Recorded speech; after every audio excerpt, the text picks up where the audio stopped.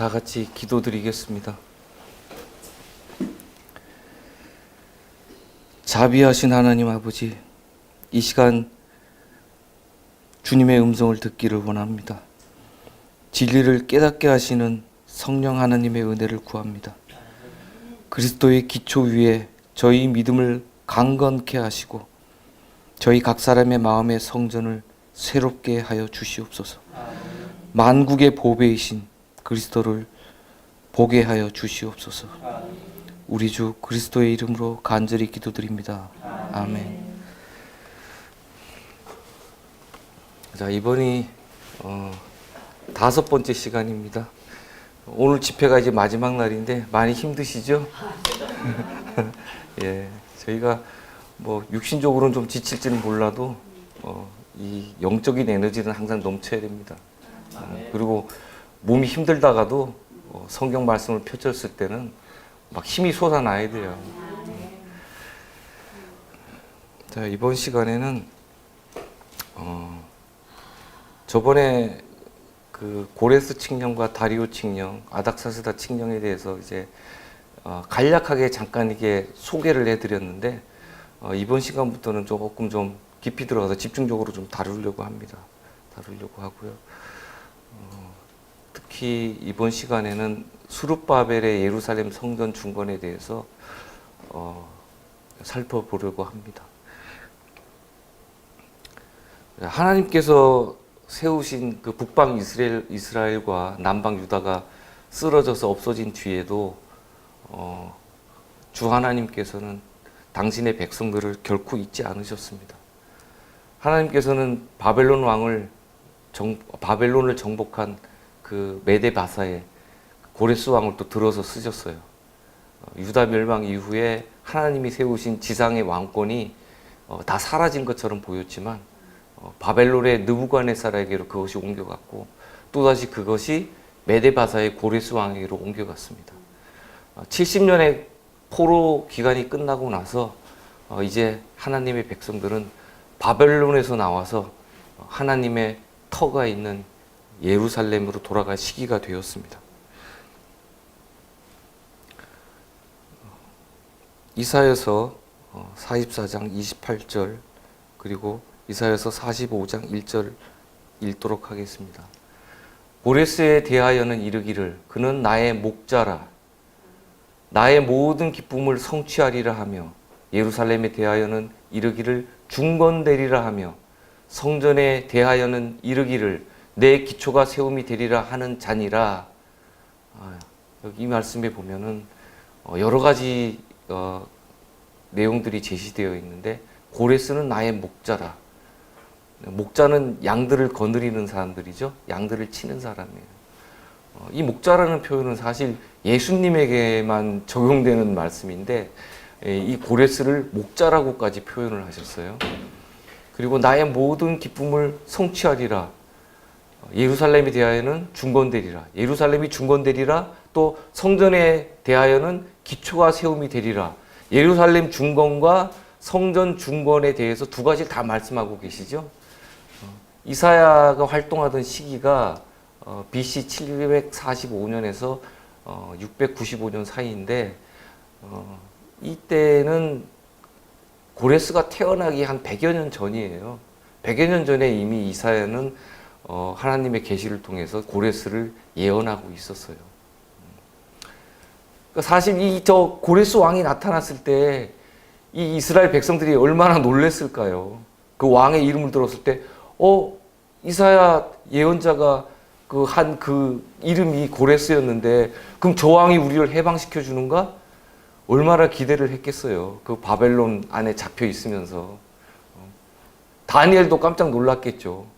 저 왕이 바벨론을 포위해서 이제 점령한다고 하니까. 그러니까 내심 이스라엘 백성들은 고레스 왕을 마음속으로 반겼지만 겉으로는 내색을 못했을 거예요. 그 적국의 왕을 반기면은 반역자가 됐겠죠. 자, 다음 또 읽겠습니다. 나 여호와는 나의 기름 받은 고레스의 오른손을 잡고 열국으로 그 앞에 항복하게 하며 열왕의 허리를 풀며 성문을 그 앞에 열어서 닫지 못하게 하리라. 엄청난 말씀을 하시죠. 고레스를 이길 사람이 없어요. 다 고레스에 의해서 정복된다고 그렇게 하나님께서 말씀하시고 그에게 형통함을 약속하셨어요. 성문이 그냥 막 열려버려요. 그리고 왕들의 허리가 다 풀어져 버려요. 그러면 왕들의 허리가 풀어지면 어떻게 해요? 사람이 허리띠 풀면은 힘을 못 쓰죠? 힘을 못 쓴다는 거예요. 고레스 왕 앞에서는. 하나님께서 이 고레스에게 엄청난 능력을 주셨어요. 다음 이사야 45장 3절입니다. 내게 흑암 중에 보화와 은밀한 곳에 숨은 재물을 주어서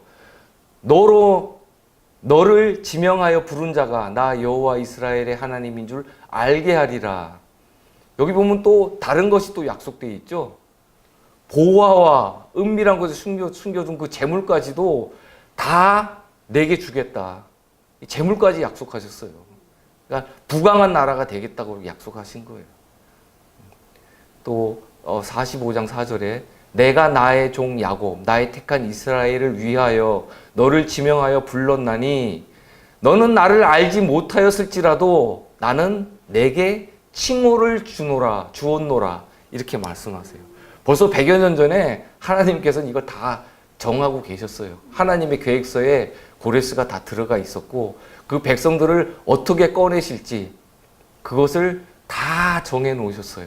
그러니까 얼마나 감사해요. 하나님께서 70년 동안 포로 생활에다 그냥 내던져 놓고 두신 것이 아니라 하나님께서는 그 징벌 받는 그 백성들을 계속 바라보시면서 계속 견디시길 바랬어요. 더 하나님을 간절히 원하고 그들의 신앙이 더 순수해지기를 원하셨어요. 고레스가 이스라엘의 하나님을 알지 못했어도 하나님은 그가 태어나기 전부터 알고 계셨고 그에게 줄 왕의 칭호까지도 미리 예비하고 계셨다고 이 말씀은 선언하고 계십니다. 리뷰 앤 헤럴드지에 이런 말씀이 있어요. 솔로몬 성전의 이전 영광을 알고 있었던 신실한 사람들은 하나님의 거룩한 집이 폐허가 되었을 때 고통스러웠다. 이 사람들은 하나님께서 백성들의 죄 때문에 언약을 파기하실 때의 증인들이었고 또 이스라엘이 하나님께를 돌이켜 행하면 은총을 베풀 것이라는 약속에 대한 증인들이었다. 두 가지의 증인이죠. 언약을 파기할 때의 증인들, 또 다시 은총을 베풀 것이라는 것의 약속에 대한 증인들. 나이가 많아 백발이 성성한 순례자들이 예루살렘으로 올라가 폐허 속에서 기도를 드렸다. 그들은 하나님께 하나님이여 시온을 긍휼히 여기시어 자비를 베푸시고 당신의 의의 영광으로 덮어주소서라고 간절히 기도하며 그들은 그 돌들의 입을 맞추고 눈물로 돌들을 적셨다. 이렇게 기록되어 있습니다. 이것은 당시에 이제 나이 많은 사람들이 그 솔로몬 성전의 그 영광을 그리워하면서 하나님을 애타게 찾았다는 것을 알 수가 있어요. BC 537년에 드디어 고레스 조수가 내립니다. 이제 예루살렘 성전 중건령이 내립니다. 이때가 이제 바벨론 70년 포로 생활에 마치는 시점이에요. 에스라서 5장 13절, 14절, 15절 읽겠습니다. 바벨론 왕 고레스 원년에 이상하죠? 페르시아 왕이 고레스 아니었던가요? 근데 바벨론 왕이라 그러죠. 이렇게 적힌 말씀들이 이제 괜히 잘못 적혔거나 오해돼서 기록된 게 아니에요. 여전히 그 하나님께서 느부갓네살을 세우셨을 때 그 왕권이 누구에게 갔다는 거예요? 고레스에게 갔다는 거예요. 그래서 바벨론 왕이라고 이렇게 에스라는 기록을 하고 있어요.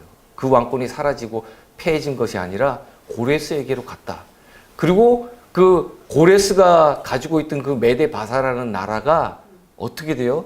나중에 또 바벨론이 되죠.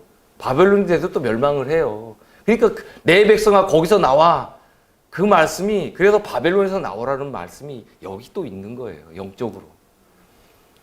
고레스 원년에 고레스 왕이 조소를 내려 하나님의 이 전을 건축하게 하고 또 느부갓네살의 예루살렘 하나님의 전 속에서 금, 은, 기명을 옮겨다가 바벨론 신당에 두었던 것을 고레스 왕이 그 신당에서 취하여 그 세운 총독 세스바살이라 이름한 자에게 내어주고 일러 가로되 너는 이 기명들을 가지고 가서 예루살렘 전에 두고 하나님의 전을 그 본처에 건축하라 하매 이렇게 말씀되어 있습니다. 바사왕 고레스는 바벨론 제국을 점령만 한 것이 아니라 하나님께서 정하신 그 왕권까지 물려받은 사람이었어요. 그리고 성전 기명들을 다 돌려주죠. 바벨론 신당에다가 꽁꽁 싸매놨던 것들을 다 돌려줍니다. 다 돌려줘서 또 세스바살이라고 이름한 사람인데 이게 다른 이름으로 나타나지만 수룹바벨입니다. 수룹바벨을 총독으로 세워서 예루살렘의 성전을 갖다가 다시 건축하라 이렇게 명령을 내려요. 근데 어디에 건축하라고요? 그 본처에 건축하라. 그 본처가 어디예요? 그리스도의 터가 있는 곳이죠. 예루살렘이에요. 모리아산이에요. 여호와의 산이에요. 거기에 건축하라고 이렇게 말씀되어 있어요.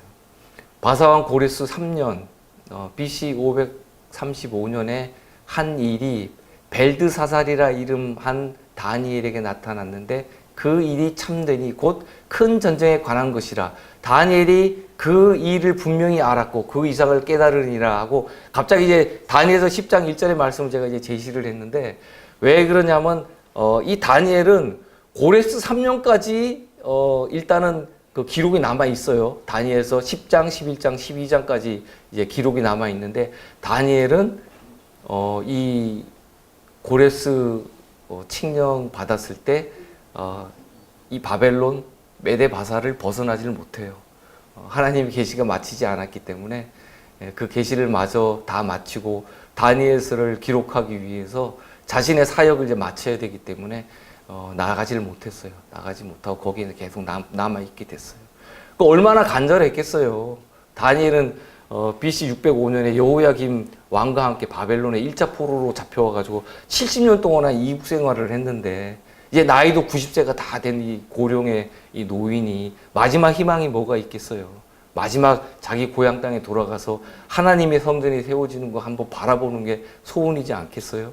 근데 결국에는 다니엘이 그 원함과는 반대로 하나님께서는 거기까지는 허락을 하지 않으셨어요.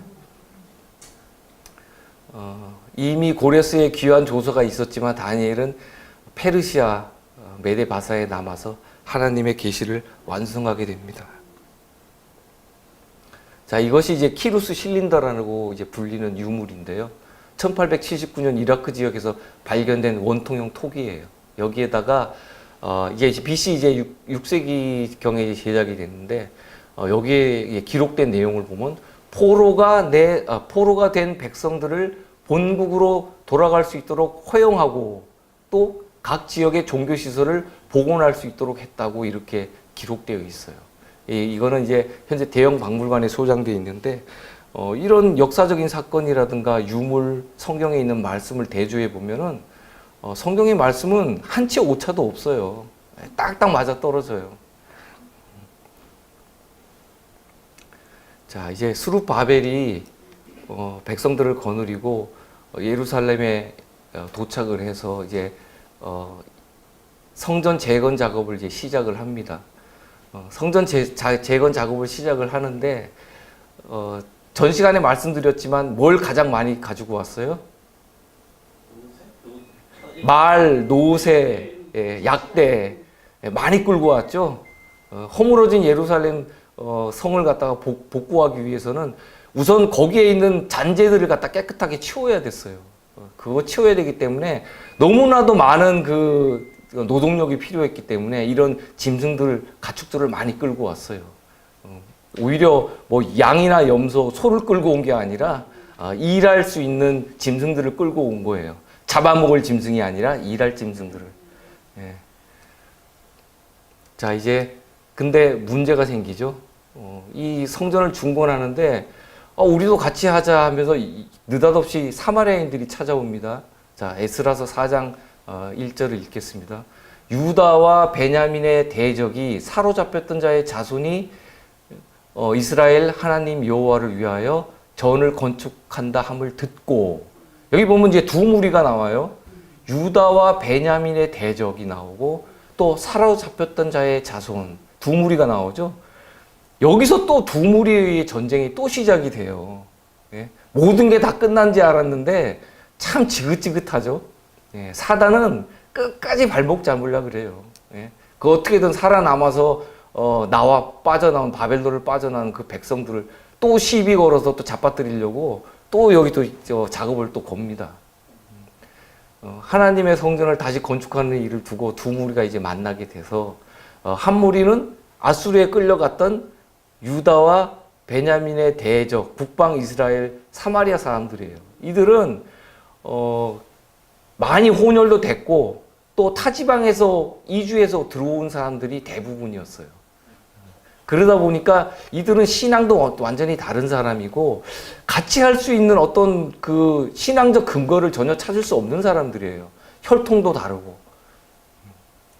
그리고 이 사람들하고 이제 함께 하는지 함께 못 하는지 아니면 어떻게 또 거절하는지 한번 또 보도록 하겠습니다. 자, 에스라서 4장 2절에 보면은 스룹바벨과 족장들에게 나와 이르되 우리로 너희와 함께 건축하게 하라. 명령을 하고 있네요. 우리도 하자. 우리도 너희 하나님 믿는 백성이다. 같이 하자. 우리도 너희와 같이 너희 하나님을 구하노라. 아수르 왕 에살핫돈이 우리를 이리로 오게 한 날부터 우리가 하나님께 제사를 드리노라. 우리도 하나님한테 제사를 드려. 같은 하나님을 섬기잖아. 우리도 같이 하자. 이렇게 나오는 거예요. 에살핫돈이 누굽니까? 사네립의 셋째 아들이에요. 히스기야 왕 때 그 아수르의 사네립이 쳐들어왔죠. 예, 쳐들어와 가지고 이제 14만 8천 명인가요? 예, 다 이제 몰살당하고 하나님의 사자가 쳐서 몰살당하고 나서 이 도망간 사네립이 그 왕권을 에살핫돈이라는 셋째 아들한테 왕권을 물려주려고 했어요. 그러다 보니까 둘째 아들, 셋째 아들이 앙심을 품죠. 앙심을 품고 첫째 아들 아드람멜렉과 둘째 아들 사레셀이 그 니스록 신전에서 아버지를 살해합니다. 그리고 아라라 땅으로 도망쳐요. 이 내용이 열왕기하 19장 37절에 기록돼 있어요. 출전 중에 있었는데 이때는 원정에 나가 있던 에살핫돈이 다시 돌아와서 이 형들을 갖다 물리치고 왕위에 오릅니다. 이 에살핫돈이에요. 스룹바벨과 족장들은 찾아온 이들을 어떻게 했어요? 예, 거절을 하죠. 거절하는데 그냥 뭐 냉정하게 거절하는 게 아니라 우선 이 부분을 좀 살펴보겠습니다. 열왕기 하편 17장 24절 내용을 보면 스룹바벨과 족장들을 찾아온 이들은 에살핫돈의 혼합 정책에 의해서 사마리아에 이주하여 살던 바벨론, 구다, 아와와, 하맛, 그리고 스발와임 사람들이에요. 이게 전부 다 이방인들이죠. 예, 뭐 완전히 혼혈도 혼혈이지만 거의 이방인에 가까운 사람들이에요. 그들이 이스라엘 땅에서 하나님을 경외하지 않아서 하나님께서 사자들을 이제 보내셨다는 말씀이 있어요. 근데 이들이 몇 사람을 죽였어요. 예, 열왕기 하편 17장 25절에 보면 이스라엘 땅에서는 하나님을 섬기게끔 돼 있어요. 왜냐하면 그것을 에살핫돈이 인정을 했어요. 각 지역에 있는 신들을 섬겨라. 거기 가거든 무시하지 말고 섬겨라. 이렇게 에살핫돈이 명령을 했는데 일종의 이제 이방인에 대한 그 융화 정책이죠. 화합 정책을 썼는데 이들이 자기네 나라 땅에서 섬기던 신을 가져와 놓고는 하나님을 섬기지 않은 거예요. 하나님을 무시한 거예요. 그래서 하나님께서 사자를 보냈는데 그 사자가 누군지 이름은 나와 있지 않아요. 그렇지만 그들이 죽임을 당해요. 그 일로 인해서 그들에게. 그러자 이제 어떤 사람이 아수르 왕에게 고합니다. 이 사실을. 왕이시여, 우리가 여호와를 섬기라고 이들에게 얘기를 했더니 우리 말을 듣지 않습니다. 이거 어떻게 해야 됩니까? 보냈더니 이들이 우리 사자들을 죽였습니다. 이렇게 고합니다. 그러니까 에살핫돈이 명령을 내려요. 어떻게 명령을 내리냐면 사마리아에서 잡아온 제사장 하나를 베델에 데려가 그 땅 신의 법을 무리에게 가르치게 하라고 명령을 합니다. 그러니까 그 땅이 바로 거기죠. 각 지역의 신들을 섬기게 했기 때문에 이스라엘 땅에 가거든 여호와 하나님을 섬겨라. 그때 이제 그 율법을 가르쳐 줄 수 있는 사람이 누구예요? 제사장이죠. 그 하나님의 율법을 아는 제사장 하나를 갖다가 딸려서 보내요. 그리고 이제 왕명을 전해요. 그러나 이제 그들이 왕명은 받았지만 각기 자기가 믿는 민족의 어떤 신상들을 만들어서 산당에 두기도 하고 또 자기 중에 또 다른 제사장을 세워서 하나님께 제사를 드리고 이런 말하자면 엉망진창이죠. 말 그대로 이제 바벨론이죠. 막 다 섞여 버렸어요. 근데 이 상태에서 이런 신앙을 가진 사람들이 하나님에 대한 그 순수한 신앙을 갖다가 같이 한다는 건 참 어려운 일이었어요. 그것 때문에 결국 북방 이스라엘이든지 남방 유다인지 멸망당했잖아요. 자, 유다와 베냐민의 대적인 그들의 정체를 한번 확인을 해보겠습니다. 열왕기 하편 17장 29절을 보면 그러나 각 민족이 각기 자기의 신상들을 만들어 사마리아 사람의 지은 여러 산당에 두되 각 민족이 자기의 거한 성읍에서 그렇게 하여 이렇게 돼 있어요. 그래서 이스라엘이라는 울타리에 이들이 들어왔지만 각자가 자기가 섬기던 지역의 신들을 가지고 들어와서 자기의 그 민족의 사상, 유전들, 관습, 풍속 이런 걸 그대로 섬긴 거예요. 그대로. 그러니까 말만 여호와 하나님을 섬긴다고 하는 사람들이에요. 좀 더 자세히 보겠습니다. 이들이 어떤 사람인가? 바벨론 사람들은 숫꽃 분옷을 만들었고 굿 사람들은 네르가를 만들었고 하마 사람들은 아시마를 만들었고 각자 자기 섬기는 신들이 다 다르죠. 이들은 과거의 행습들도 버리지 않고 그냥 자기 뜻대로 신앙생활을 한 거예요. 뭐 지금 보면은 각자 신앙을 하는 사람들이 많잖아요. 뭐 교회에서 가르쳐 주는 거에 대해서 어떤 좀 그 성경과 맞지 않는다 해서 나가서 또 각자 신앙하시는 분들이 있는데 그분들이 또 바른 진리대로 가면 다행이지만 또 그분들조차도 또 엉뚱한 걸 주장을 하는 그런 분들을 제가 만나본 적이 있어요. 교제를 한 적이 있는데 안 되더라고요. 그게 참 그게 한번 뿌리 박힌 이런 사상과 관습들이 자리를 잡으면 그 신앙 자체를 다 갈아엎어야 되는데 기경을 해갖고 다시 시작해야 되는데 그것을 할지 모르더라고요. 그래서 이제 우리는 그런 신앙들을 보면서 다시 한번 또 진리를 또 이렇게 또 다시 외치게 됩니다. 이것은 이제 구약의 먼 옛날 이야기가 아닌 현재 기독교의 상태예요. 현재 기독교의 상태. 교회가 바벨론화 돼 있단 말이에요. 오직 성경으로 돌아갔어야 되는데 오직 성경으로 돌아간다고 말은 하면서도 결국에는 어떤 자기 교회, 자기 교단의 어떤 이득되는 것, 어떤 신도수, 누가 더 많이 침례를 줬는가 이런 문제들 가지고 자꾸 이제 교단을 확장하려고만 했지 바른 신앙을 세워주려고 하질 않았어요. 그러니까 기초가 잘못됐으니까 그 위에 올려가는 나쁜 공력들이 계속 쌓이고 있는 거죠. 그런 것들은 틀림없이 나중에 심판받습니다. 다시 한번 제가 이 자리에 서서 경고를 드립니다. 제발 좀 깨어나시기 바랍니다.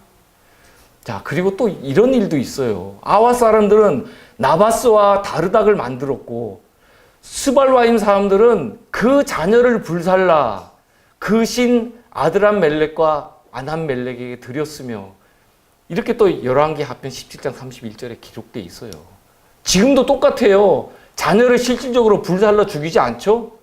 어떻게 해요? 사이비 교단, 이단 교회 이런데 자녀들을 맡겨요. 거기서 합숙해요. 거기서 완전히 전담 양육을 해요. 근데 그 아이들이 무엇을 배워요?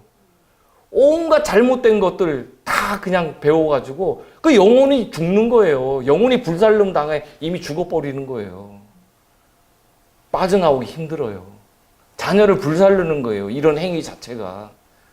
자, 다음 열왕기 하편 17장 32절 읽겠습니다. 저희가 또 여호와를 경외하여 자기 중에 사람을 산당의 제사장으로 택하여 누굴 택해요? 예? 율법에 나타난 레위인 제사장이 아니에요. 예? 자기네들이 그냥 너 해라. 너 우리 신 잘 섬겼지? 그래 너 해. 이 참 웃기는 얘기예요. 이거는 말도 안 되는 얘기죠. 지금 그렇게 이런 일들이 교회 안에서, 교파 안에서, 교단 안에서 이루어지고 있어요. 신학교에서 그런 사람들을 양성을 하고 있어요. 목사로 세우고 있어요. 거듭나지 못한 사람들을. 자, 그 산당에서 자기를 위하여, 누구를 위하여 제사를 드리게 해요? 자기를 위하여. 자기 교회, 자기 교단, 자기 교파를 위해서 제사를 한단 말이에요. 하나님께 드리는 제사가 아니에요, 이게. 이와 같이 저희가 여호와도 경외하고 또한 어디서부터 옮겨왔든지 출처도 알 수 없어요. 이거는 근본도 없어요. 뿌리도 없어요. 그 민족의 풍속대로 자기의 신들도 섬겼더라. 열왕기하편 17장 33절입니다. 이들이 하나님을 섬긴다고 공언하면서도 어디서부터 왔는지 출생도 몰라요. 출처도 몰라요. 근데 섬겨요. 왜? 조상들이 그렇게 했으니까. 우리 믿음의 선진들이 그렇게 해가서 이게 옳다고 믿어왔으니까. 이런 가증한 온갖 오류와 이설들을 진리에다 섞어놓고 그것이 하나님께 드리는 예배라고 하고 드리고 있어요. 이것이 현실이에요. 구약을 보세요, 구약을. 구약을 보면 지금 교회가 그대로 다 보여요. 구약의 말씀 다 잊혀진 것처럼 보이죠? 다 살아있어요. 살아계신 하나님의 말씀이에요. 자, 에스라서로 다시 돌아가겠습니다. 4장 3절. 스룹바벨과 예수아와 기타 이스라엘 족장들이 이르되 우리 하나님의 전을 건축하는데 너희는 우리와 상관이 없느니라. 바사왕 고레스가 우리에게 명하신 대로 우리가 이스라엘 하나님 여호와를 위하여 홀로 건축하리라 하였더니. 홀로. 유다 백성과 베냐민 백성, 이 두 백성 외에는 너희는 아무 상관없다. 우리는 오직 고레스가 명한 대로, 그 명령서에 적혀 있는 대로 우리가 건축하겠다. 그러니까 너희는 빠져라. 이렇게 하고 분명하게 선을 긋습니다. 에스라 4장 4절입니다. 이로부터 그 땅 백성이 유다 백성의 손을 약하게 하여 그 건축을 방해하되, 자, 이때부터 이들이 본격적으로 이제 사단의 편에 서서 방해하기 시작합니다. 여러 가지로 힘들게 하죠, 이들이. 그 심적으로도 힘들게 하고 외적으로도 힘들게 해요. 자, 여기서 이제 갑자기 이제 야곱의 우물가가 나오는데, 자, 사마리아 여인 잘 아시죠? 예. 사마리아인들은 어디서 예배를 했어요? 예루살렘에 가서 이들은 예배하지 않았어요. 받아주지 않았으니까. 자, 요한복음 4장 20절을 읽겠습니다. 우리 조상들 얘기하면 뭐예요? 유전이에요. 풍습이에요. 우리 조상들은 이 산에서 예배하였는데 당신들의 말은 예배할 곳이 예루살렘에 있다 하더이다 하고 사마리아 여인이 예수님께 말씀하시죠. 우리는 예배하는 곳이 다릅니다. 우리는 따로 성전을 가지고 있습니다. 이렇게 얘기를 해요. 예수께서 가라사대 여자여 내 말을 들으라. 이 산에서도 말고 예루살렘에서도 말고 너희가 아버지께 예배할 때가 이르리라. 요한복음 4장 21절이에요. 이르리라. 이 말씀은 계속 현재 진행형이에요. 지금도 현재 진행형이에요. 우리가 예루살렘에서 예배합니까? 안 하죠. 그리고 사마리아 여인이 말한 그 그리심산, 세겜에 있는 그리심산, 거기 가서 우리가 예배합니까? 아니에요. 우리 성전은 우리 믿음 안에 있어요. 각자 믿음 안에 성전이 있고, 우리가 두 사람 이상 모이면은 그곳에 예수님께서 임재하세요. 그곳이 곧 교회예요.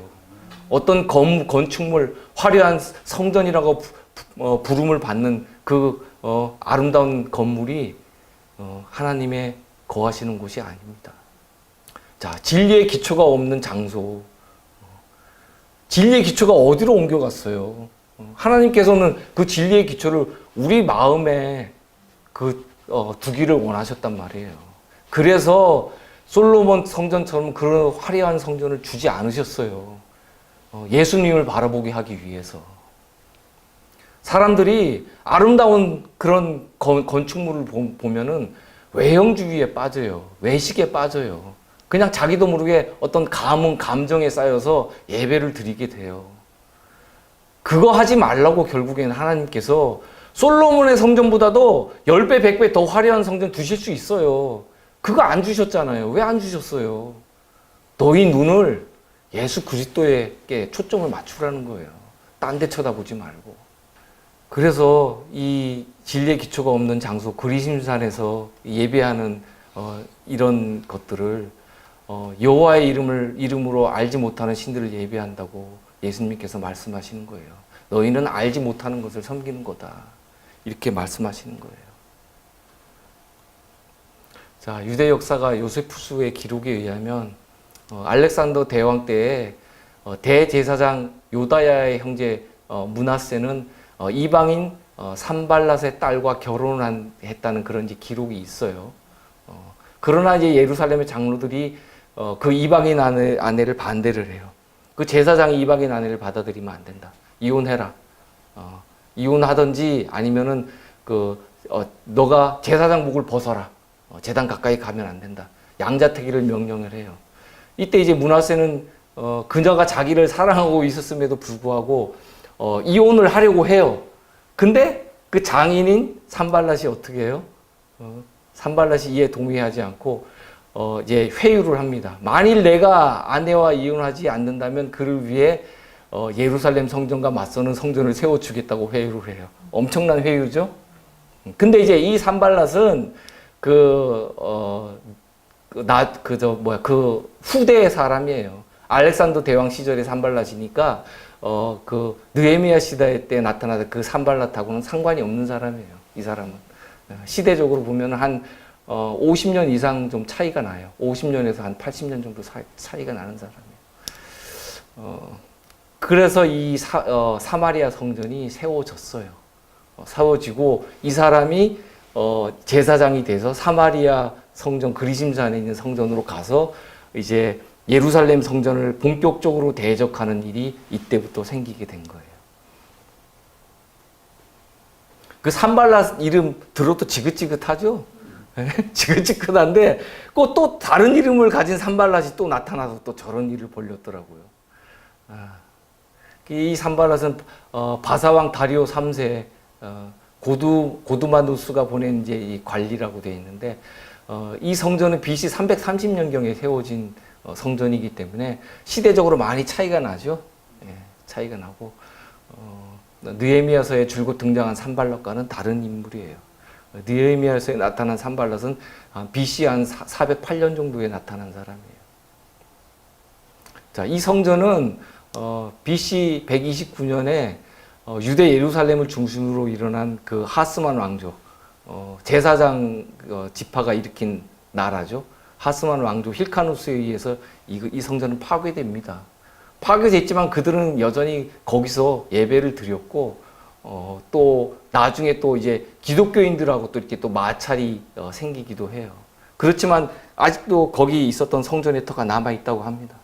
이 사마리아에서 그 이방신을 숭배하는 사건들은 그러니까 물꼬를 텄다 그러죠. 물꼬를 튼 왕이 바로 이제 북방 이스라엘의 여로보암 왕이에요. 이 사람은 에브라임 지파 사람인데 이 가나안 정착 초기부터 에브라임 지파는 법궤가 실로 지역에 있었거든요. 이 실로가 바로 에브라임 지파의 영역에 있었어요. 그래서 이 사람들은 그 자존심이 대단했어요. 우리는 법궤화하는 지파다. 이래서 자존심이 대단히 강한 지파였는데 이들이 결국에는 어떻게 해요? 그걸 뺏기고 싶지 않았던 거예요. 예루살렘에. 유다에 뺏기고 싶지 않았기 때문에 이들이 단과 베델에 금송아지를 만들어서 숭배를 하게 돼요. 그래놓고 이들이 한 말이 뭐예요? 이스라엘아, 이는 너희를 애굽 땅에서 인도하여 올린 너희 신이라. 역사는 계속 반복된다 그랬어요, 제가. 예, 또 반복되잖아요. 금송아지 사건 또 일어나잖아요. 자, 또 레위인이 아닌 일반 백성을 또 제사장으로 임명을 해요. 예, 산당들을 세우고 레위 자손이 아닌 보통 백성으로 제사장을 삼아요. 이렇게 되면 어떻게 돼요? 매간 매직이 생기죠. 나 제사장 하고 싶다 그러면 돈 주고 살 수도 있어요. 근데 옛날이나 지금이나 뭐 똑같은 게 뭐예요? 똑같아요. 지금하고 달라진 게 하나도 없어요. 구약을 보세요. 현실이 보여요. 또 세 번째 뭐예요? 거짓절기를 또 제정을 했죠. 8월 15일을 절기로 정해요. 비슷하게. 그죠? 유다의 절기와 비슷하게. 근데 이거를 뭐라 그래? 우리는 사입이라 그러죠. 예. 진짜는 아니에요. 진짜는 아닌데 너무나 비슷해. 예. 자, 이 절기가 뭐냐면은 유다에서 지키는 절기는 7월 15일부터 21일까지가 초막절이에요. 예, 초막절인데 15일하고 초막절이 끝나는 21일 첫째 날하고 일곱째 날에 안식일을 지켜요. 그리고 그 다음 날 여덟째 날에 또 안식일을 또 지켜요. 그러니까 세 번의 안식일이 있어요. 이거 잘 기억하시기 바랍니다. 근데 요거를 비슷하게 만들어 가지고 예루살렘에 갈 필요 없다. 우리 절기 이제 8월 15일 날 세웠으니까 요거 지내면 돼. 근데 잘 보세요. 장막절이 지나면은 뭐가 끝난 거예요? 심판이 다 지나갔고 벌써 예수님 벌써 재림 다 끝난 거예요. 맞죠? 네. 절기상으로. 근데 8월 15일에 저걸 한다고요? 하나님하고 아무 상관없어요. 아무 상관없어요. 제발 좀 잘못된 부활절 크리스마스 지키시는 분들 정신 차리시기 바랍니다. 성경으로 돌아오세요. 그 거짓절기는 어느 한순간에 생겨난 게 아니에요. 다 사단의 역사입니다. 자, 현재 세겜 지역에 가보면은 야곱의 우물 그리고 애굽에서 이장된 요셉의 무덤이 저렇게 아주 가까운 지역에 저렇게 자리하고 있다 그래요. 그게 뭐 진짜인지 아닌지 모르겠지만 어쨌든 간에 그 지역 사람들이 그렇게 믿고 있어요. 그래서 저 지역이 더욱더 그 사람들이 성지로 여기는 거예요. 대부분 저렇게 성지로 여긴다 그러고 저기에 무슨 또 그 기념회당이라든가 이런 거 세운 거 보면 대부분 다 오류에 빠져 있는 교파들이 저기 자리하고 저렇게 있더라고요. 자, 매 7년 끝인 안식년 장막절에 충성 언약 의식이 있죠.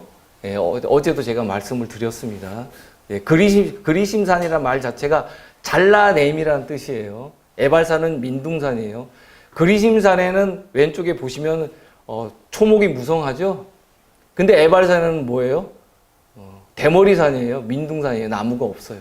말하자면은 그 그리심산은 축복의 산이고 에발산은 저주의 산이에요. 지금도 여전히 축복의 산과 저주의 산이 그대로 나타나 있죠. 예, 저게 벌써 몇 년이 흐른 거예요. 저 당시, 저 때부터 엄청난 세월이 몇천 년이 흘렀어도 하나님의 말씀은 변함이 없어요. 저 산을 바라보면 저것을 알아야죠. 지금도 없잖아요, 여전히. 저주의 산에는 나무가 없잖아요.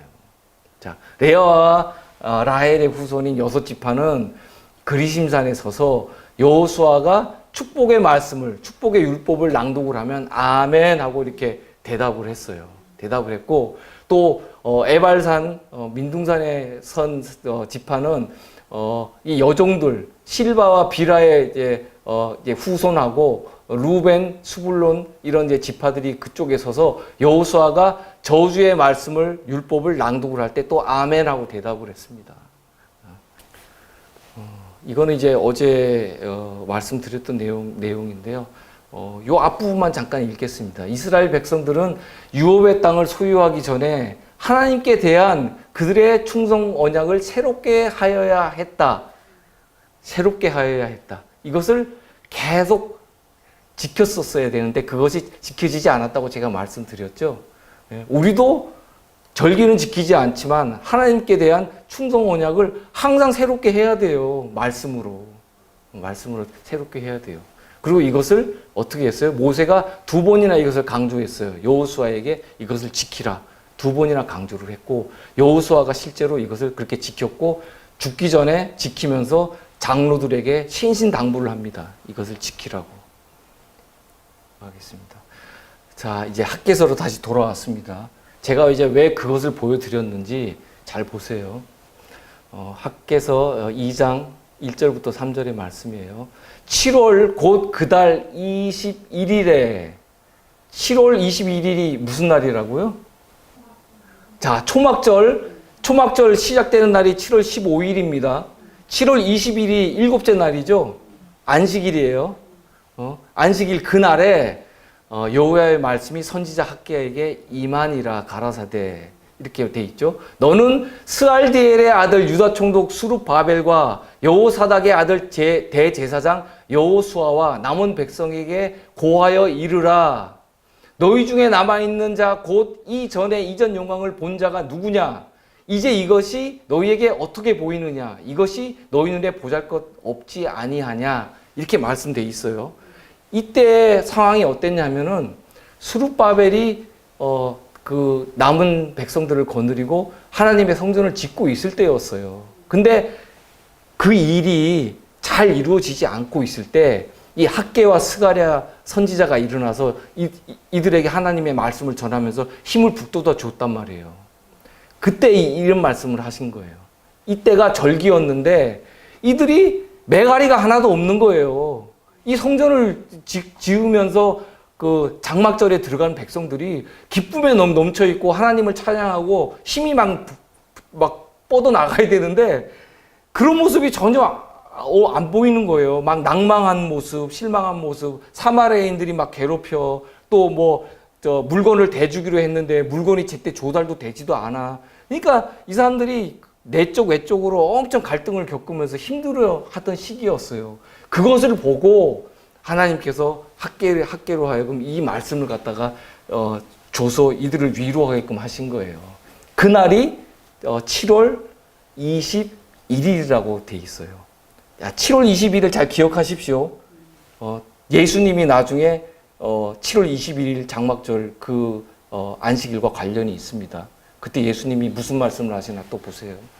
자, 너희 중에 남아있는 자 곧 이전 영광을 본 자가 누구냐? 이제 이것이 너에게 어떻게 보이냐? 이것이 너희 눈에 보잘것 없지 아니하냐? 이렇게 말씀을 하시면서 이제 그 뒷절에서 반전의 말씀을 보여주셔요. 자, 보면은 2장 4절이죠. 여호와가 이르노라. 그러나 여호와가 이르노라. 수룹바벨아 스스로 굳세게 할지어다. 여호사닥의 아들 대제사장 여호수아야 스스로 굳세게 할지어다. 나 여호와의 말이니라. 이 땅 모든 백성아 스스로 굳세게 하여 일할지어다. 뭐 하라고요? 일하라고요. 굳세게. 내가 너희와 함께 하노라. 하나님께서 함께 하신다. 너희 낭망하지 마라. 실망하지 마라. 내가 약속한 거 반드시 이룬다. 만군의 여호와의 말이니라. 이렇게 말씀하시잖아요. 5절입니다. 너희가 애굽에서 나올 때 내가 너희와 언약한 말과 나의 신이 오히려 너희 중에 머물러 있나니 하나님의 성령이 함께 하신다고 돼 있죠. 너희는 두려워하지 말지어다. 이렇게 하고 나서 이 시기와 좌절에 빠져 있는 이들을 갖다 하나님께서 위로해 주셔요. 이렇게 위로해 주시는 이유가 나중에 그 만국의 보배, 나중에 영광 예수 그리스도를 보여주시기 위해서 이런 말씀을 하신 거란 말이에요. 예수님이 그 나중에 그 성전의 장막절에 7월 21일에 예수님께서 이제 거기서 무엇을 선포하시나 이제 이따가 보시도록 하겠습니다. 학개서 마저 읽을게요. 2장 6절부터 8절까지입니다. 나 만군의 여호와가 말하노라. 조금 있으면 내가 하늘과 땅과 바다와 육지를 진동시킬 것이요. 7절 또한 만국을 진동시킬 것이며 만국의 보배가 이르리니 내가 영광으로 이전에 충만케 하리라. 만군의 여호와의 말이니라. 8절에요. 은도 내 것이요 금도 내 것이니라. 만군의 여호와의 말이니라. 이렇게 말씀되어 있죠. 자, 이들이 금전적으로 힘들었어요. 심적으로도 힘들었지만 돈이 부족했어요. 이걸 짓는데. 근데 하나님께서 뭐라 그러세요? 자, 만국의 보배를 약속하시죠. 그리스도를 약속하세요. 내가 이 영광으로 이전에 지금 이거 짓고 있는 이전에 충만케 하리라. 충만케 하는 사건이 나중에 이루어져요. 예수 그리스도를 통해서 성취됩니다. 자, 은도 내 것이요 금도 내 것이라. 너네 지금 돈이 없냐? 다 내 것이야. 걱정하지 마. 내가 때가 되면 다 줘. 예수님께서 하나님께서 이렇게 약속하시잖아요. 만군의 여호와의 말이라. 자, 이 전이 항무하였거늘 너희가 이때 편벽한 집에 거하는 것이 가하냐 하고 학개 1장 4절에 이제 기록되어 있거든요. 건축할 시기가 아니라며 말한 백성들이 있었어요. 이때 그냥 그냥 우리 우선 거할 집이나 제대로 좀 이렇게 꾸며놓고 좀 준비를 하든지 해야지. 우리가 머물 집도 지금 뭐 이게 벽이나 세워놓고 이 지경인데 이렇게 성전에 올인할 필요가 있냐? 이렇게 또 좀 그 뭐라 그러냐? 반대되는 이 의견을 이렇게 내는 사람들이 있었어요. 근데 사실 이런 말들이 그 함께하는 성전을 짓고자 하는 사람들을 엄청나게 마음이 가라앉게 하는 그런 말이거든요. 이것도 사단의 역사죠. 사단은 항상 실망시키고 뒷걸음질치게 만드는 그런 역사를 해요. 자, 학개서 2장 9절입니다. 이전에 나중 영광이 이전 영광보다 크리라. 만군의 여호와의 말이니라. 내가 이곳에 평강을 주리라. 만군의 여호와의 말이니라. 계속 만군의 여호와의 말이니라. 만군의 여호와의 말이니라. 계속 약속하시죠. 이거 다른 사람 말 아니다. 내가 틀림없이 지키는 내가 하는 약속이다. 계속 반복해서 말씀하시잖아요. 나중 영광, 그리스도, 만국의 보배, 그리고 이곳에 평강을 주리라. 평강은 누가 주셔요? 예수 그리스도께서 주셔요. 이것을 나중에 7월 21일 날 예수 그리스도께서 장막절 때 그 성전에 나타나셔서 이것을 외치십니다. 자, 성전 기초를 놓을 때 들렸던 불협화음이 있어요. 원고 116페이지에 보면 악기 소리와 노래 부르는 소리, 기쁨의 소리와 하나님을 찬양하는 소리가 한데 섞여 불협화음을 내었으므로, 이게 같은 소리를 내야 되네. 불협화음이라고 기록되어 있죠. 그 소리는 기쁨과 찬양, 감사와 찬양의 소리도 아니요 불만의 소리도 아니었다. 이게 에스라에서 3장 12절 13절의 말씀을 갖다 인용한 겁니다. 그들은 그들로 찬양케 하신 하나님의 손길을 분명히 보았다. 하지만 믿음으로 행하지 않는 사람들은 쉬이 낙심하였다. 그들은 낙담케 하는 감정을 품고 있었다. 그 감정은 사실상 선을 이루는 생명의 향기는 아니었다. 이렇게 기록되어 있어요. 그러니까 이 사람들을 낭망시키는 그런 말들, 그리고 불협화음을 내는 소리들, 이런 것들은 하나님께 나가는 길을 방해하는 소리들이에요. 자, 유대 역사가 요세푸스는 이제 이렇게 얘기를 합니다. 기록을 했습니다. 두 번째 성전의 높이가 솔로몬 성전의 절반밖에 되지 않았고 여러 면에서 열등했다. 이렇게 이제 기록하고 있어요. 공사를 시작할 때 솔로몬 성전에 미치지 못하는 규모를 보고 제사장들과 레위 사람들, 족장들 중에 이미 솔로몬 성전을 경험했던 여러 노인들이 소리내어 대성통곡을 했다. 이렇게 에스라서 3장 12절 13절에 말씀하고 있어요. 이때 그들은 학개를 통하여 하나님이 허락하신 성전에 이르게 될 만국의 보배, 나중의 영광을 이들은 알지 못했어요. 학개가 그런 하나님의 약속의 말씀을 주셨음에도 불구하고 이들은 그것을 알지 못했기 때문에 예수 그리스도를 발견하지 못했어요. 성전에서 7월 21일 날 장막절 일곱째 날 안식일에 예수님이 외치는 그 소리를 이들이 듣지 못했어요. 예수님을 알아보지 못했어요. 슬프죠. 예언을 모르는 백성은 그래서 멸망할 수밖에 없어요. 예언을 알아야 돼요. 그들이 예언을 똑바로 알았다면 예수님을 봤겠죠. 학개가 이렇게 명확하게 준 그 예언을 갖다가 이들이 알지 못했어요. 눈이 가리워졌어요. 그러니까 그들이 또 실패를 한 거죠. 자, 말라기 3장 1절 말씀 읽겠습니다. 만군의 여호와가 이르노라. 보라, 내가 내 사자를 보내리니 그가 내 앞에서 길을 예비할 것이요 또 너희의 구하는 바 주가 호련히 그 전에 임하리니 곧 너희의 사모하는 바 언약의 사자가 임할 것이라. 말라기도 이렇게 또 예언을 했죠. 언약의 사자가 임할 것이라. 그런데도 이들이 학개서뿐만이 아니라 말라기서 자체도 이들이 알지 못했어요. 예언을 알지 못했어요. 만국의 보배, 나중의 영광, 너희가 구하는 바 주, 너희의 사모하는 바 언약의 사자, 전부 다 예수 그리스도를 말씀하시는 거예요. 자, 이 학개서와 말라기서에 정확하게 예언되어 있는 말씀이 어떻게 성취되는지 한번 보겠습니다. 요한복음 7장 2절에 유대인의 명절인 초막절이 가까운지라 14절입니다. 이미 명절의 중간이 되어 예수께서 성전에 올라가서 가르치시니 예언대로 예수께서 초막절을 지키시기 위해서 성전에 올라가셨습니다. 자, 18절이에요. 스스로 말하는 자는 자기 영광만 구하되 보내신 이의 영광을 구하는 자는 참되니 그 속에 불의가 없느니라. 보내신 이의 영광을 구하는 자는 참되니 그 속에 불의가 없느니라. 이 영광을 말씀하시죠? 나중 영광이에요. 만국의 보배예요. 예수님이 이제 당신 자신을 드러내시기 시작하시는 거예요. 솔로몬 성전의 영광을 뛰어넘는 하나님의 크신 영광으로 오신 자신을 나타내셨는데 과거 솔로몬의 영광을 통해 구했던 하나님의 영광이 드디어 이 성전에 임하신 거예요. 이렇게 말씀하셔도 그들이 깨닫지 못했죠. 자, 그리스도께서 너희가 모세의 율법을 지키는 자가 없도다. 어찌하여 나를 죽이려 하느냐. 이 말씀을 하시죠. 근데 이제 이 무리가 예수님께 어떻게 그래요? 뭐라 그래요? 당신은 귀신 들렸도다. 누가 당신을 죽이려 하나이까? 이거 참, 예수님이 약속하신 언약의 사자, 만국의 보배, 예수님 당신이 그 자리에 서셔서 그 영광을 말씀하고 계시는데 이들이 뭐라 그래요? 당신은 귀신 들렸도다.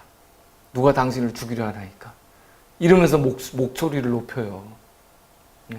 그러나 그 무리 중에 또 많은 사람은 내가 그에게서 낳고 그가 나를 보내셨습니다 하는 이 말씀을 예수께서 하시는 말씀을 듣고 그들이 그리스도께서 오실지라도 그 행하실 표적이 이 사람의 행한 것보다 더 많으니라 이렇게 하면서 말은 했지만 그리스도로 인정하진 한 말은 아니었어요.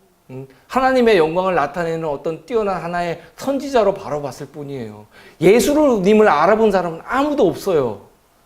얼마나 슬펐겠어요. 예수님께서 그렇게 약속을 주시고 또 주시고 만국의 여호와가 말하노라 이렇게 여러 차례 반복해서 말씀하셨건만 이 백성들이 이렇게 수건으로 눈이 가려져 있었어요. 철저하게. 자, 초막절 중에 대제사장들과 바리새인들이 그리스도를 잡으려고 부리는 사람들을 보냈어요. 이 일을 아신 예수님께서 나를 보내신 이에게로 돌아가겠노라 또 이렇게 말씀하시죠. 너희가 나를 찾아도 만나지 못할 터이요 나 있는 곳에 오지 못하리라 이렇게 말씀하셔요. 근데 이 말씀 자체가 그들에게서 하나님의 영광이 떠나가고 있다는 거예요. 근데도 이들이 그 경고를 몰랐어요. 얼마나 슬퍼요. 이 사태가 경각에 이르렀는데도 율법에 정통하다는 유대인조차도 만국의 보배를 알아보지 못했어요. 사도 요한은 이렇게 기록하고 있어요. 그가 세상에 계셨으며 세상은 그로 말미암아 지은 바 되었으되 세상이 그를 알지 못하였고 자기 땅에 오매 자기 백성이 영접지 아니하였다. 이렇게 요한복음 1장 10절 11절에 기록하고 있습니다. 철저하게 이 땅에 오신 하나님께서는 인간들로부터 버림받으셨어요. 외면당하셨어요. 자, 요한복음 7장 37절입니다. 명절 끝날 곧 큰 날에 자, 이 날이 언제예요?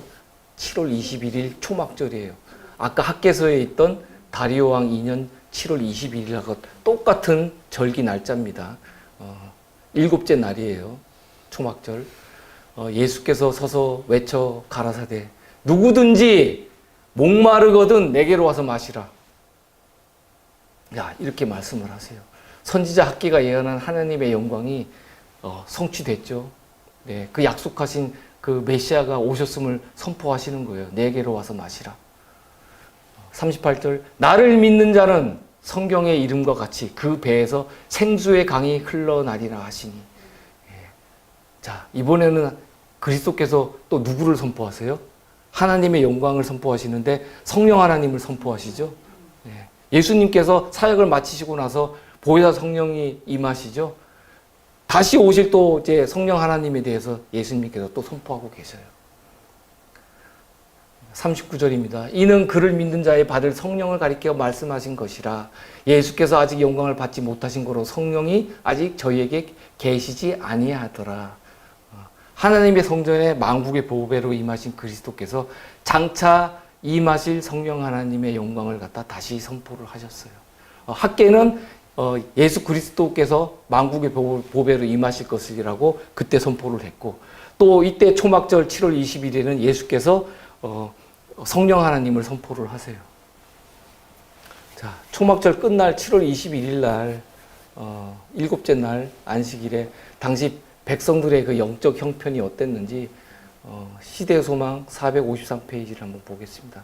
예수께서는 명절의 큰 날 마지막까지 매일 백성들을 가르치셨다. 이날 아침 예수께서는 백성들이 지루한이에요. 축제 절기에 지친 것을 보셨다. 그들은 영적으로 살아있는 사람들이 아니었어요. 그들은 성대한 의식과 계속되는 축제의 장면을 다 보았으며 저희의 눈은 빛과 색채로 현혹되었고 어떻게 됐어요? 현혹되었어요. 그냥 웅장함, 화려한 의식, 여기 그냥 현혹되었을 뿐이에요. 저희 귀는 아름다운 음악으로 매우 즐겁게 되었지만 그냥 자기 감정적이 다 취해 있던 거예요. 이 모든 의식들 가운데 심령의 결핍을 채워주거나 쇠하지 않을 영혼의 갈등을 만족시켜주는 것은 아무것도 없었다. 자, 성전 중건할 때 학계 때의 그 백성들의 심령의 결핍에 있었던 그런 상황하고 똑같은 상황이었죠. 자, 시대의 소망 454페이지입니다. 예수께서는 그들 안에서 샘물이 되어 영생하도록 솟아나는 생명수 샘에 나와서 마시라고 그들을 초청하셨다. 그날 아침에 제사장은 광야에서 반석을 친 일을 기념하는 예식을 집행하였었다. 아, 그런 일을 또 했었네요. 똑같이 광야에서 반석을 치는 그런 의식을 기념행사로 여기서도 똑같이 행했어요. 이 반석은 그의 죽으심으로 구원의 산 시내를 열어서 목마른 자에게 흘러가게 할 예수를 상징하는 것이었다. 그리스도의 말씀은 생명수였다. 이렇게 돼 있어요. 백성들은 반석을 치는 예식을 보고 그 뜻을 또 깨닫지 못했어요. 예수님이 그 자리에 계시는 것도 못 알아봤는데 이 의미를 그들이 또 깨달았겠어요? 예수님께서 그래서 생명수를 말씀하셨잖아요. 생명의 강이 흐를 것이다. 목마른 자는 나에게 와서 마시라. 그렇게 말씀했는데도 그들은 그리스도를 보지도 못했고 들은 말씀을 깨닫지도 못했어요. 이게 참 얼마나 암울한 시대예요. 근데 지금도 똑같아요. 지금도 암울해요. 네. 말로는 그리스도인이라고 말하지만은 영적으로 대부분 사람들이 다 잠들어 있어요. 그리스도를 알지 못해요. 말씀 속에서 그리스도를 찾아야 되는데 딴 데서 그리스도를 찾으려고 해요. 자, 성전 기초를 놓으면서 나타난 신앙의 차이가 있어요. 선지자왕 564페이지입니다. 하나님께서 고레스의 마음을 감동시켜 그로 하여금 성전을 재건하는 일을 돕도록 하였으므로 이 일에 깊은 감사를 표하여야 하였다. 그러나 어떤 이들은 하나님의 섭리를 분별하는데 실패했다. 그들은 즐거워하는 대신에 불만스럽고 낙담스러운 생각을 품었다. 그들은 솔로몬의 성전의 영광을 보았으므로 이제 세우려는 건물이 그보다 못하였기 때문에 통곡하였다. 이렇게 돼 있어요. 그러니까 그들은 외형이 중요한 거예요. 외형이 잘 꾸며져야 하나님께서 거기 임재하시는 것이라고 그들은 그렇게 어리석은 생각을 했어요. 특히 과거에 이미 신앙적으로 실패했던 그런 경험자들은 비관적인 생각이 많이 들어 있어요. 그것부터 씻어내야 돼요. 비관적인 것부터 씻어내야 돼요. 자, 투덜대고 불평하고 바람직하지 못한 비교를 함으로 많은 사람들의 마음을 침울하게 만들고 건축하는 사람들의 손을 약하게 하였다. 공사하는 자들은 시초부터 그처럼 빗발치는 비난을 받고 그처럼 많은 통곡을 자아내는 건물의 공사를 더 계속해야 할지 여부를 의심하게 되었다. 그러나 회중 가운데는 보다 큰 신앙과 보다 넓은 시야를 가진 사람들이 많이 있어서 참 다행스럽죠? 그들은 이 더 적은 영광을 그와 같은 불만을 가지고 보지는 아니하였다. 결국에는 이 교회를 끌고 나가는 사람들이 어떤 사람들이에요? 비관하지 않는 사람들이에요. 보다 더 큰 신앙과 넓은 시야를 가진 사람들이 어떤 개혁의 정신을 가지고 이 하나님의 사역을 갖다가 투지년 있게 나가게 하는 사람들이란 말이에요. 그런 사람들이 있기 때문에 교회가 진리가 무너지지 않고 유지가 되는 거예요. 자, 둘째 성전의 지연과 첫 성전의 시기에 실패했던 그 이유를 좀 살펴보겠습니다. 선지자와 왕 565페이지입니다. 성전에 초석을 놓을 때 기뻐하지 아니한 자들이 그날에 자기들의 믿음의 부족의 결과를 미리 볼 수 있었다면 그들은 놀랐을 것이다. 그걸 미리 봤다 그러면 그들이 그렇게 하지 않았겠죠. 그들은 저희가 말한 불만과 실망의 말에 대한 책임을 거의 깨닫지 못하였고 그들의 표시한 불만이 여호와의 집의 완성을 얼마나 지연시킬 것인지를 조금도 깨닫지 못하였다. 지금도 똑같아요. 우리가 지금 하나님의 집을 완성시키기 위해서 지금 계속 짓고 있는데 불만, 실망, 낭망한 사람들 이런 거에 대해 이런 것 때문에 우리가 뒤로 물러서고 멈칫멈칫하게 되고 이런 거에 대한 책임을 그들이 모르고 있어요. 알고 있다면 그렇게 못하겠죠. 근데 이것도 우리가 깨우쳐 줘야 돼요. 깨어나게 해야 돼요. 첫 성전의 장엄함과 그 예배의 당당한 의식들은 포로가 되기 이전에 이스라엘 백성의 자랑거리였으나 그들의 예배는 때때로 하나님께서 가장 중요하게 여기시는 그러한 요소들이 결여되어 있었다. 첫 성전의 영광과 휘황찬란한 예배가 그들을 하나님께 간합되도록 할 수 없었으니 이는 성전의 영광보다 하나님이 보시기에 더 귀중한 것을 드리지 아니한 까닭이었다. 뭘 드리지 않았을까요? 그때 그들은 겸손하고 참회하는 정신의 제물을 하나님께 가져오지 아니하였다. 가장 중요한 제물을 하나님께 드리지 않았던 거예요. 그들이 비록 부자라서 많은 헌금을 드리고 11조를 남들보다 2배를 냈더라도 그들의 마음속에 겸손과 참회하는 정신이 없이 하나님 앞에 나갔던 거예요. 항상 하나님 앞에 나갈 때는 자기 마음을 먼저 하나님께 다 드려야 돼요. 드리고 나서 나와야지. 그렇지 않으면은 아무리 많은 재물도 아무리 많은 헌신도 다 소용이 없습니다. 자, 때때로 그리스도인들은 하나님 앞에 자신의 통회하는 마음을 먼저 드리는 일에 실패를 해요. 자아를 비우지 않고 나온 거예요. 자아를 비워야 돼. 자아를 비우고 나오셔야 돼. 자, 다리오 칙령이 BC 520년에 이제 칙령이 내립니다. 근데 이제 다리오 칙령은 고레스 칙령을 확인하는 칙령이에요. 예, 이것은 따로 새로이 만들어진 조서가 아니라 그것을 확인하기 위해서 내려진 칙령이 바로 이 다리오 조서입니다.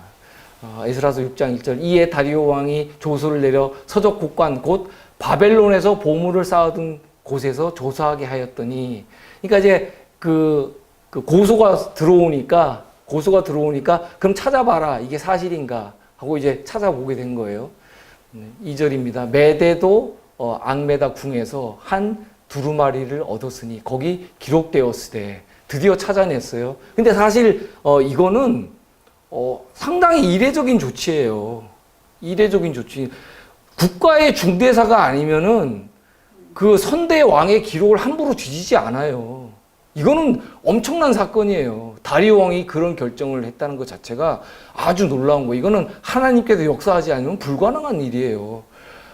일개 지방에 성전 쌓고 뭐 짓는 일에 저 제국의 왕이 하든지 말든지 자기 관심 없는데 그냥 그만이지. 그냥 그거 하지 마라 그래. 그러면 그냥 끝이에요. 근데 이것을 갖다가 이 왕은 이 고레스 왕의 그 왕통을 또 이 사람은 또 이은 사람이잖아요. 그러다 보니까 이 사람이 그것을 반드시 뒤져볼 필요가 있겠다 판단을 하고 신하들을 지켜서 삿삿이 다 뒤지게 한 거예요. 얼마나 많은 기록들이 있었겠어요. 그거를 무수한 기록들을 여기 창고 저기 창고 막 다 뒤진 거예요. 사람들 찾아가지고. 근데 그것을 드디어 찾아냈어요. 그는 이제 요단강 서편 한 개의 도에 불과한 변방의 이런 종교적 문제를 가벼이 여기지 않았어요. 자, 그 내용을 보면은 또 다리오 1세 그 조서를 내용을 이제 간략하게 보면 말씀은 다 읽지 않겠습니다. 에스라서 6장부터 8절까지의 말씀인데 그 지방 총독들 강서편에는 총독 다뜨네, 스달 보네스네 뭐 이런 사람들 너희들 지금 계속 간섭했는데 간섭하지 마라. 성전 그들이 짓도록 그냥 놔둬라. 일체 거기에 대해서 함구하라. 자, 그리고 성전 역사를 막지 마라. 그대로 하게 하라. 또 이런 내용도 있고. 그 다음에 또 강서편은 이제 사마리아와 유다 땅이 강서편이에요. 요단강을 중심으로 해서 이제 강서편이니까요. 예, 그 지역에서 나는 이제 그 세금으로 성전 건축에 필요한 경비 신속하게 지원하라. 너네 미적미적거린 거 그런 거 하지 말고 정해진 그 숫자대로 따박따박 제 날짜에 다 지속적으로 줘라 하고 이제 그 내용이 다 여기 다 포함되어 있어요. 자, 이건 구절은 있겠습니다. 또 그 수용물 곧 하늘의 하나님께 드릴 번제의 송아지와 수양과 어린 양과 또 밀과 소금과 포도주와 기름을 예루살렘 제사장의 소청대로 영락 없이 날마다 주어. 이거 대단한 조서예요. 그죠? 예루살렘 제사장이 소청대로 거기서 원하는 대로 줘라. 하나님께 드리는 제사에 문제가 생기지 않게끔 다 드려라. 이렇게까지 조서에 기록이 되어 있어요. 자, 10절입니다. 저희로 하늘의 하나님께 향기로운 제물을 드려 왕과 왕자들의 생명을 위하여 기도하게 하라. 여기에 또 이제 그 내용을 집어넣어요. 다리오 왕은 하나님의 역사를 아는 사람이에요. 고레스 왕 때의 그 하나님의 역사를 아는 사람이기 때문에 이 사람은 하나님을 두려워하는 사람이에요. 그렇기 때문에 에스라서 6장 10절에 조서의 끝에다가 조고를 살짝 넣은 거예요. 저희로 그 제사장들로 하여금 하나님께 향기로운 제물을 다 드리고 왕 자기 자신과 또 그 제국을 이을 왕자들의 생명을 위하여 기도하게 하라 해서 그래도 또 자기 입속은 그래도 좀 차리는 것 같아요. 한편으로 보면. 예. 근데 이거는 이제 하나님께 대한 경외심이에요. 예. 자기 입속을 차리는 게 아니라 하나님께 대한 경외심이에요. 자, 또 그리고 11절에 어떻게 되어 있어요? 내가 또 조소를 내리노니 물론 누구든지 이 명령을 변개하면 그 집에서 들보를 빼어내고 들보를 빼어내면 집이 무너져요? 안 무너져요? 무너져죠? 지붕이 확 내려 앉아버려요. 들보 빼버리면. 그리고 저를 그 위에 매달게 하고 그 집은 이로 인하여 거름더미가 되게 하라. 이거 참 무서운 그 조서예요. 거기에 대한 사형 집행을 어떻게 하는지까지 다 나와 있어요. 그러니까 그 사람들 집에 이 조서 내용을 이제 변개하는 사람들은 그 들보를 빼서 집을 다 허물어뜨려 버리고 그 뭐 가산 다 몰수하고 그 들보에다가 그 사람 매달아 죽이라는 거예요. 그리고 그 집은 거름더미가 되게 하라. 거름이 뭐예요? 소똥, 양똥, 예? 염소똥 이런 거 다 모아다가 그냥 거다 쌓아놓으라는 거예요. 그러니까 막 저주하는 거죠. 절대로 그러니까 그런 일이 이 변개하는 일이 있어서는 안 된다 하고 못을 딱 박아버리는 거예요. 이게 엄청난 조소예요. 그리고 또 12절에 보면 만일 열왕이나 백성이 이 조소를 변개하고 손을 들어 예루살렘 하나님의 전을 헐진데 하나님을 대적하죠. 예루살렘 성전을 헐게 되면 그곳에 이름을 두신 하나님이 저희를 멸하시기를 원하노라. 나 다리오가 조소를 내렸노니 신속히 행할지어다 하였더라. 이렇게 해서 이 왕명에 대해서 확실하게 다 못을 딱 박아버려요. 더 이상 여기 대해서는 토를 달지 못하게. 이것은 이제 하나님의 역사가 아니면 도저히 불가능한 거예요. 예. 저렇게 세밀하게까지 처벌 규정까지 저렇게 만들어서 내리는 조서가 드물어요. 없어요. 자, 그리고 13절에 보면 다리오 왕의 조서가 내림에 강서편 총독 다뜨네와 스달보스네와 그 동료들이 신속히 준행하지라. 이 사람들이 그전에는 신속히 준행 안 한 사람들이에요. 딴지 걸던 사람들이었단 말이에요. 근데 왕의 조서가 내리고 나니까 할 말이 없죠. 예, 왕명을 따라야 돼요. 여지껏 자기네들이 방해하고 물건 같은 거 미적미적거리고 안 주고 막 그랬는데 이젠 그게 통하지 않아요. 꼼짝달싹 못하게 됐어요. 이 대적들이. 자, 14절입니다. 유다 사람의 장로들이 선지자 학계와 이또의 손자 스가랴의 권면함으로 인하여 전 건축할 일이 형통한지라 이스라엘 하나님의 명령과 바사왕 고레스와 다리오와 아닥사스다의 조서를 쫓아 전을 건축하며 피력하되 이렇게 돼서 다리오 칙령 이후 4년 만에 이게 완공됐다고 이렇게 말씀되어 있어요. 그래서 세 개의 칙령으로 인해서 이제 다 이제 완성이 되게 되는데, 이 다시 시작된 재건과 성전 완공에 대해서 이렇게 말씀 좀 찾아보면은, 이에 예루살렘에서 하나님의 전 역사가 그쳐서 바사왕 다리오 제2년에 이르니라 이제 해서 에스라서 4장 24절에 이렇게 되어 있는데, 이것은 이제 성전을 다 지은 거예요. 예, 성전을 다 짓게 된 거예요. 그리고 다리오 왕 2년에 선지자 학계와 스가랴 성전 제거 사업을 총구하였으며 스룹바벨과 예수아가 앞장서서 다시 공사를 시작하였다 하고, 에스라서 5장 1절 2절, 학교서 1장 1절에 이렇게 다시 성전 공사가 재개된 거에 대해서 또 말씀이 있어요. 그래서 BC 536년에 중단된 역사가 BC 520년에 재개되고, 다리오 1년 6년이 되는 BC 516년에 두 번째 성전이 완공이 됐습니다. 이 보면은 이 대적들이 어떤 지배한 공작을 했는지 요거 잠깐 좀 살펴볼게요. 에스라서 4장 5절에 보면 바사왕 고레스의 시대부터 바사왕 다리오가 즉위할 때까지 의사들에게 뇌물을 주어 그 경영을 저희하였으며, 이렇게 기록되어 있죠. 이 의사들이 누구냐면 왕실의 고문관들이에요. 왕실에 조언하는 사람들이에요. 그러니까 왕하고 왕의 어떤 친척들하고 엄청 가까운 사람들이죠. 이 사람들은 국가 원로급이에요. 이 사람들의 말을 듣지 않으면 왕권이 위협받을 수 있는 그런 존재들이에요. 대단한 위치에 있는 사람들인데, 이 사람들이 어떻게 했어요? 이 사람들을 구워 삶으려고 고레스 왕 때부터 다리오 왕 때까지 계속 뇌물 준 거예요. 예루살렘 성전 짓게 하지 말라고, 못 짓게 그 얘기 좀 왕께 좀 해달라고 계속 그 뇌물을 먹인 거예요. 왕한테는 안 먹히니까 그 주변에 있는 사람들을 구워 삶는 거죠. 영향력을 행사하려고. 근데 이 고문관이 왕은 말을 듣지 않으니까 누구한테 행사를 해요? 사마리아 총독한테 행사를 하잖아요. 사마리아 총독한테 이 사람들이, 야, 거기 예루살렘 성전에 뭐 며칠자 되면은 물건 나가는 거 있지? 그거 좀 지체시켜라. 좀 덜 줘라.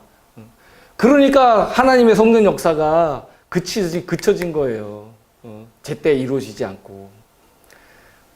자, 또 아하수에로가 즉위할 때 저희가 글을 올려 유다와 예루살렘 거민을 고소하니라 하고, 에스라서 4장 6절은 이제 말씀하고 있어요. 이 보면 아하수에로가 즉위할 때가 이들이 또 이제 고소장을 내밀죠. 이때가 이제 아하수에로 왕이 캄비세스 2세예요. 두 번째 왕 때예요. 이때도 이들이 또 방해를 했어요.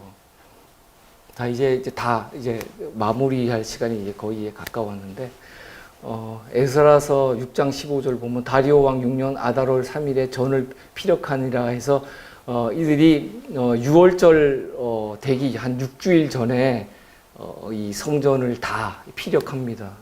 피력하고 이제 봉헌식을 드려요. 봉헌식을 드리고, 또 이스라엘 지파의 수를 따라 수염소 12, 그죠? 수염소 12이요. 각 지파별이죠? 12이니까 각 지파를 상징하는 그 수염소 12를 갖다가 이스라엘 전체를 위해 속죄제로 드려요. 속죄제. 예. 원래 이제 자기네들이 있는 지파만 유다 지파, 베냐민 지파, 레위 지파 이렇게 3개 지파만 할 것 같으면은 수염소 3마리만 해야 될 텐데, 수염소 3마리가 아니고 그 백성들 전체를 뜻하는 그 12마리를 잡아서 속죄제로 드려요. 그리고 제사장을 다시 이렇게 분반을 해서 레위 사람들을 반체제로 다시 세웁니다. 세워서 모세의 율법대로 기록된 대로 하나님을 섬기게 했습니다. 자, 성전을 중건하는 이 백성들에 대한 믿음의 시험이 있었어요. 우리도 믿음의 시험이 있습니까? 없습니까? 네, 항상 믿음의 시험이 있어요. 자, 둘째 성전은 그 장엄함에 있어서 처음 성전에 미치지 못했고, 처음 성전에서처럼 하나님의 임재가 눈에 보이는 표가 나타나지 않았어요. 어떤 신성의 표가 전혀 없었어요. 그것이 둘째 성전 지었을 때 이 사람들의 믿음의 시험이었어요. 첫째 성전 지었을 때는 많은 그 하나님의 역사가 보였어요. 솔로몬은 제단에 하나님의 불이 내려와서 그 재물을 태움으로 인해서 하나님께 간합하셨다는 걸 보여주셨어요. 근데 그런 것도 나타나지 않았어요. 이들에게는 아무것도 없었어요. 초자의 능력도 하나도 나타나지 않았어요. 어떤 하나님의 영광의 구름도 보이지 않았고, 속죄소라고 이제 지성소를 만들어놨는데 거기에 두 그룹 사이에 쉐키나 영광도 없었어요. 아무것도 없었어요. 그리고 법계 시운자, 또 두 증거판 이런 것도 없었어요. 다 비었어요. 벌써 그건 예루살렘 그 멸망 시기에 느부갓네살 왕에 의해서 멸망된 시기에 벌써 이때 제사장들이 다 숨겨버렸어요. 없어요. 법궤도 없고 그 안에 들어있는 증거판 두 돌비도 없고 다 사라져 버렸어요. 제사장들이 그것을 위험한 시기에 하나님의 성전이 이방인들의 손에 의해서 짓밟히기 전에 그들이 마지막으로 숨길 수 있는 위치를 찾아갖고 어딘가에 숨겼다는 거예요. 숨겼다는 거예요. 그래서 쉐키나 영광도 없는 상태에서 이들은 그곳을 지성소라 그래서 이렇게 꾸며놨죠. 나중에 그 지성소 들어갔던 사람들이 있어요. 로마 장군 폼페이우스도 BC 63년인가요? 그때 그 시기에 예루살렘 점령했을 때 거기 들어갔는데 아무것도 없거든요. 깜짝 놀랐어요. 폼페이우스. 이게 뭐냐? 아무것도 없네. 들어갔다 그냥 장막 이렇게 휘장 거치고 들어갔다가 그냥 나왔어요. 자기는 거기에 엄청난 보배가 있다고 생각했겠죠. 네. 자, 여호와의 뜻을 묻는 제사장에게 하늘로부터 아무런 표적이 나타나지 않았어요. 그러나 이것이 하나님께서 선지자 학개로 말미암아서 선언하신 성전임에는 틀림이 없었어요. 육체로 임하신 그리스도를 보시게 하기 위해서 하나님께서 이렇게 초라한 성전을 주셨는데 이들이 후세에 어떻게 돼요? 헤롯이 또 성전을 또 웅장하게 꾸미죠. 예. 그래서 이 백성들이 또 눈이 또 어두워졌어요. 또 솔로몬의 영광의 그 성전을 갖다 그들이 또 바라보면서 또 마음의 감흥을 또 일으키게 돼요. 그래서 결국에는 사람이 눈으로 보는 것이 참 중요한데 잘못된 것을 이렇게 바라봤을 때는 이렇게 오류에 빠지고 수건이 눈에 가려져서 진리를 못 보게 돼요. 그리스도가 보이지가 않아요. 저런 상태에서는 도무지 그리스도를 발견할 수가 없어요. 그러니 제발 우리 교회가 우리 성전이다 그런 말씀 제발 하지 마시고 성경 말씀으로 돌아와서 깨어나시기 바랍니다. 자, 선지자 왕 173페이지, 174페이지 읽겠습니다. 사단이 가장 맹렬한 시험을 가지고 영혼을 공격할 때에는 그 영혼이 가장 약할 때이다. 맞죠? 사단은 가장 약할 때 공격해요. 바로 그러한 때에 사단은 하나님의 아들을 이기려고 하였다. 그는 이러한 계책으로 인류에게 수많은 승리를 얻었기 때문이었다. 의지력이 약해지고 믿음이 결핍될 때 오랫동안 의를 위하여 담대히 섰던 자들이 유혹에 굴복하였다. 40년 동안의 방랑과 불신에 지친 모세는 잠깐 동안 무한한 능력을 가지신 하나님께 대한 신앙을 잃었다. 모세도 신앙을 잃은 적이 있었죠. 예. 그 반석을 자기 지팡이로 치면서 하나님께서 주셨다고 말하지 않았어요. 내가 너희를 위하여 이 물을 주랴 하고 그들을 꾸짖으면서 그 반석을 쳤단 말이에요. 그래서 모세가 가나안 땅에 들어가는 일에 실패했어요. 모세는 바로 약속의 땅의 경계선에서 실패를 했고 또 엘리야도 마찬가지였죠. 엘리야가 바알의 선지자를 그렇게 이기고 했으면서도 어떻게 했어요? 갈멜산에서 그렇게 이겨놓고도 그 이세벨이 죽인다 그러니까 이 죽음의 공포와 피로감 때문에 쓰러졌어요. 쓰러졌는데 이 엘리야를 또 다시 하나님께서 위로하고 일으키시잖아요. 모세도 일으키셨잖아요. 오늘날도 마찬가지예요. 우리가 의심에 쌓이고 고통스러운 환경에 처하거나 빈곤이나 공공으로 괴로움을 당할 때 사단은 하나님께 대한 우리의 신뢰심을 흔들려고 노력을 해요. 지금도 흔들리시는 분이 계십니까? 낙담은 가장 영웅적인 믿음도 흔들 수 있고 가장 확고한 의지도 약하게 할 수 있어요. 그러한 선지자들의 믿음도 흔드는 게 사단인데 우리 같은 사람 흔드는 거는 일도 아니죠. 모든 것이 어둡게 보일 때 끈기 있게 기다리고 의지하는 것이 하나님의 사업을 지도하는 자들이 배워야 할 교훈이다. 이렇게 돼 있어요. 끈질기게 기다리고 의지하는 것. 이것이 지금 우리가 필요한 믿음입니다. 하늘은 역정의 날에 그들을 버리지 않을 것이다. 표면상으로는 무력한 것 같으나 자신의 무가치함을 느끼고 전적으로 하나님을 의지하는 영혼만큼 참으로 강한 것은 없다. 이렇게 말씀되어 있어요. 자, 역정은 어느 시대나 어느 교회나 있어 왔습니다. 암울한 가운데서 빛을 따르는 끈기가 필요하고 또 하나님의 응답하심을 듣고자 기다리고 의지하는 믿음에서 물러가서는 안 됩니다. 사단은 항상 우리의 가장 약한 점을 노리고 있음을 기억할 필요가 있습니다. 괴로움과 공궁이 영웅적이라고 여겼던 믿음을 퇴색하게 할 수 있을지라도 자신을 온전히 하나님께 드리는 믿음을 사단이 정복할 수는 없습니다. 이스라엘 백성들이 안식년 초막절을 지키기 위해 법궤를 메고 원수의 땅을 통과한 것과 같은 담대한 믿음이 우리에게 필요한 때가 언제가 될지 알 수 없습니다. 지금은 항상 깨어서 경계하고 기도할 때입니다. 오랜 시간 집회하시느라고 고생하셨습니다. 마침 기도 드리도록 하겠습니다. 자비하신 하나님 아버지, 저희 집회를 끝까지 인도하시고 주관하여 주셔서 감사합니다. 예루살렘 성전의 중건이 주는 교훈을 깨닫게 하신 은혜를 감사합니다. 성전 중건에 온갖 방해가 있었던 것처럼 저희의 믿음의 성전에도 사단의 방해가 있음을 압니다. 저희에게 순종하는 지혜를 얻게 하시고 믿음으로 죄를 승리할 수 있도록 인도하여 주시옵소서. 우리를 귀히 여기시는 예수 그리스도의 이름에 의지하여 간절히 기도드립니다. 아멘.